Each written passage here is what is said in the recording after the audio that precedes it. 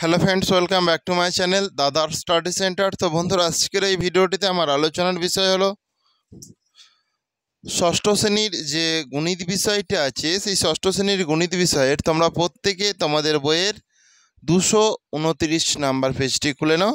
সেই 229 নাম্বার পেজে তোমাদের কোষে দেখে 19-এর 1-এর দাগের অঙ্কটা আমি অলরেডি বোর্ডে দিয়ে রেখেছি। তো তোমরা প্রত্যেকে ভালো করে বোর্ডে লক্ষ্য রাখো। এখানে যেটা বলেছে, আমার জন্ম তারিখ 19/11/1995। 1975 আছে মনে হয়, খুব সম্ভবত এটা বইতে 1975, ঠিক আছে? এটা হচ্ছে 1975 বলেছে, অর্থাৎ 1975 সালের 19শে নভেম্বর। এটা নভেম্বর 11 মানে নভেম্বর 19, এটা 19 তারিখ 1975 সালের। তাহলে 10/10/2000-এ আমার বয়স কত ছিল হিসাব করি।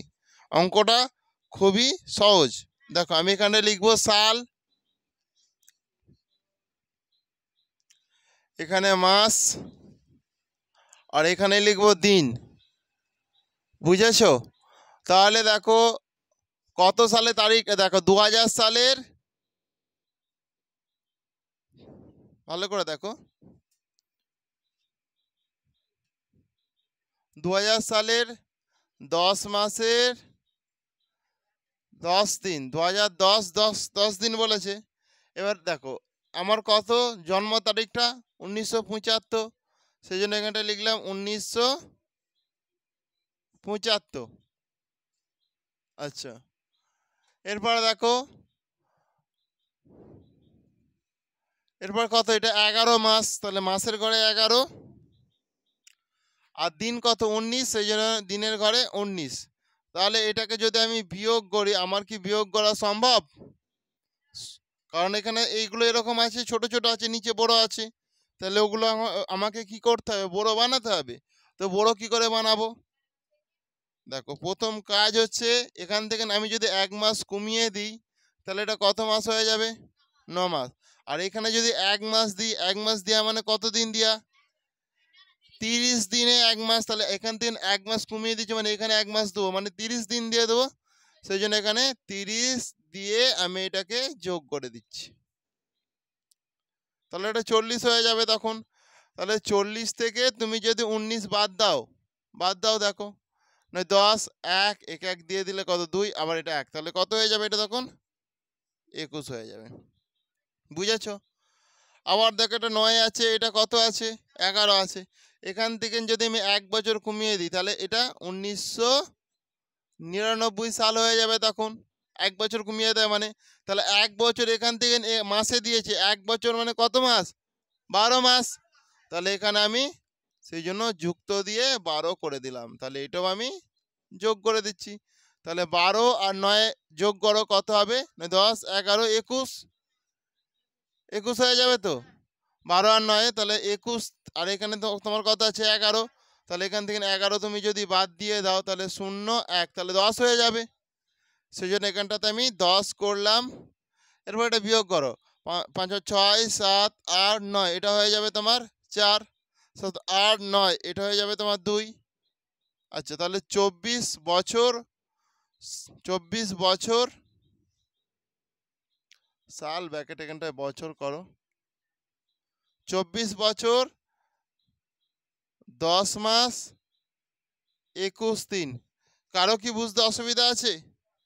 এইভাবে প্রত্যেকে তোমরা তোমাদের নিজেদের বয়স বের করাতে পারবে। তাহলে আমার বয়স কত ছিল হিসাব করি। অতএব দেখো, অতএব উত্তরটা লিখছি, দেখো, অতএব 10/10/2000 এ আমার বয়স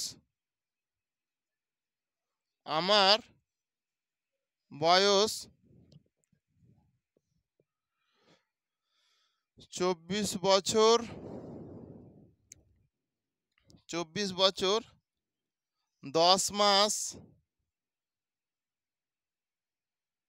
21 দিন ছিল। কারো কি বুঝতে অসুবিধা আছে? নেই তো? তাহলে প্রত্যেকে তোমরা যে যার খাতাতে করে নাও।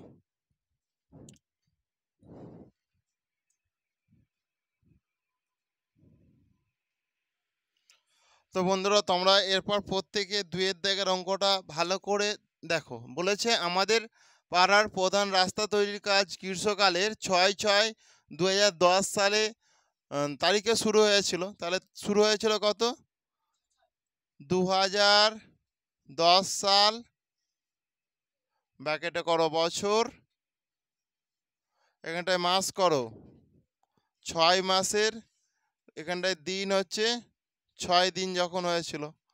এরপর রাস্তা তৈরি করতে সম্পূর্ণ করতে 1 বছর 3 মাস 18 দিন সময় লেগেছে। কত লেগেছে? 1 বছর 3 মাস 18 দিন সময় লেগেছে। 0/6 মানে 6কে বোঝায়। তাহলে বলেছে যে হিসাব করে দেখি কত তারিখে রাস্তা তৈরির কাজ শেষ হয়েছিল। ক্লিয়ার হয়েছে? তাহলে এটা যোগ করো 6 12 13 14 4 আয় থেকে 1 24, এটা 9, এটা হচ্ছে 2011 হয়ে যাবে।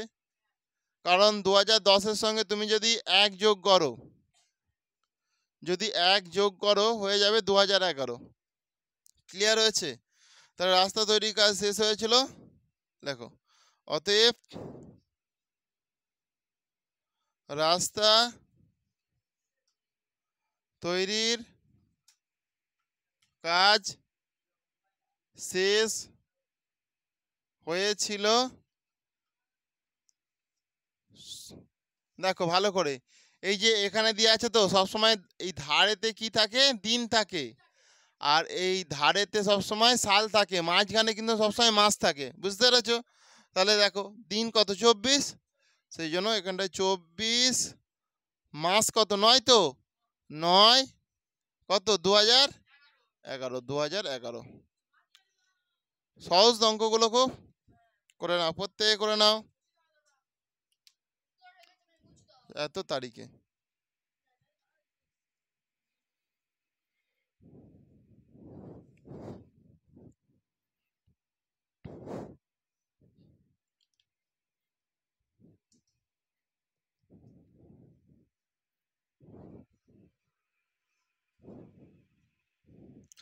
দেখো এরপর ভালো করে তোমরা প্রত্যেকে যে যার 3-এর অঙ্কটা একটু মন দিয়ে দেখো। 3-এর অঙ্কটাতে যেটা বলেছে যে এখন আমার বয়স 11 বছর 7 মাস 10 দিন, হিসাব করে দেখি আর কত বছর পরে আমি ভোট দেওয়ার অধিকার পাবো। ক্লিয়ার হয়েছে? তো অঙ্কটা খুব ইজি, ভালো করে মন দিয়ে দেখো তোমরা প্রত্যেকে। তাহলে আমরা ভোট দিতে পারি কত বছর বয়সে? 18 বছর বয়সে। তাহলে ভোট দেওয়ার বয়স 18 বছর যদি হয়, তাহলে সে 18, দেখো এখানটা আমি বছর, এটা ব্র্যাকেটে রাখছি, আচ্ছা বছর, আচ্ছা সরি ব্র্যাকেটে রাখার দরকার নেই, বছর বা বয়স মাস, এখানটা বয়স করে দিলে আরো ভালো হবে, বয়স ব্র্যাকেটে বছর মাস, আর এখানটায় দিন করি। তাহলে ভোট দেওয়ার বয়স হচ্ছে 18 বছর 00 মাস 00 দিন। বুঝেছো? তাই তো? তো এটা যদি হয় আমার বয়স কত? 11 বছর 7 মাস 10 দিন। তাহলে আমি 18 থেকে যদি কমিয়ে একটা বছর যদি এখানে পাঠিয়ে দিই, তখন এটা কত হয়ে যাবে? তখন 17 হয়ে যাবে। তো 1 বছর কমিয়ে দিচ্ছি 18 বছর থেকে, আর 1 বছর যদি এখানে দিয়ে দিই তাহলে এটা কত? 12। কিন্তু 12 আমি দেখো এখানটায় 12 তো বললাম, এখানটা তাহলে 12 হয়ে গেল। কিন্তু আমি যদি 12 থেকে আবার এখানে মাসে দিতে হবে, তো যদি 1 মাস দিই তাহলে এটা 11 মাস হয়ে যাবে, আর এটা কত হয়ে যাবে তখন? 30 দিন হয়ে যাবে। ক্লিয়ার হয়েছে? তাহলে 30 দিন হয়ে গেল। এরপর তোমরা প্রত্যেকে যে যার বিয়োগটা করো। তাহলে আমি কত বছর পরে আমি ভোট দিতে পারবো সেটা পরিষ্কার পেয়ে যাব। যে 0 এখানে 2, তাহলে 20 দিন, এটা 7 8 9 10 11 4 মাস, না 7 8 9 10 11 4 মাস। আচ্ছা এটা হচ্ছে 6 বছর, 6 বছর 4 মাস 20 দিন পরে আমি ভোট দিতে পাবো। অতএব আমি 6 বছর 4 মাস 20 দিন পরে ভোট দেওয়ার অধিকার পাবো। অতএব খুব সহজ অঙ্কগুলো। আচ্ছা অতএব আমি 6 বছর 4 মাস 20 দিন পরে ভোট